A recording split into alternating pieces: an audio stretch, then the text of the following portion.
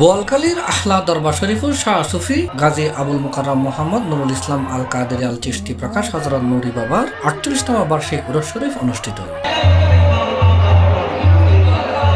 উরস মোবারক উপলক্ষে ৭ দিনব্যাপী কর্মসূচির শেষ দিবস ডিসেম্বর ১৩ তারিখ শুক্রবার আঞ্জুমানে আশেখানে আসাদিয়া নুরিয়ার ব্যবস্থাপনায় ও বোয়ালখালী জেনারেল হাসপাতাল ডায়াগনস্টিক সেন্টার ও সার্বিক সহযোগিতায় ফ্রি মেডিকেল ক্যাম্প অনুষ্ঠিত ফ্রি ব্লাড গ্রুপিং ক্যাম্প।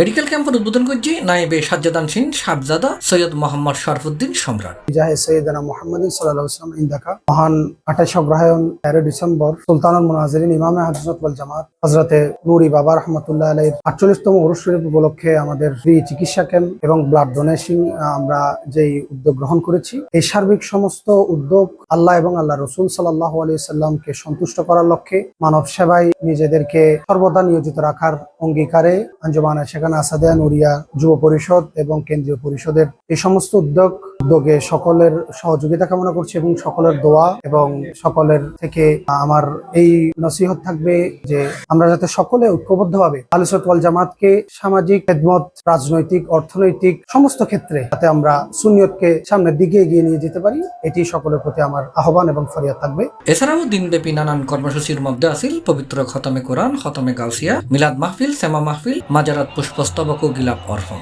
দেশের প্রখ্যাত ওলামায়ে কেরামলর তকরির ও দরবারের বর্তমান সাজ্জাদানশীন পীরে তরিকত সৈয়দ মোহাম্মদ জয়নুল আবেদিন আল কাদেরী আল চিশতির আখেরি মুনাজাতের মাধ্যমে উরস মোবারকের সমাপ্তি হয়।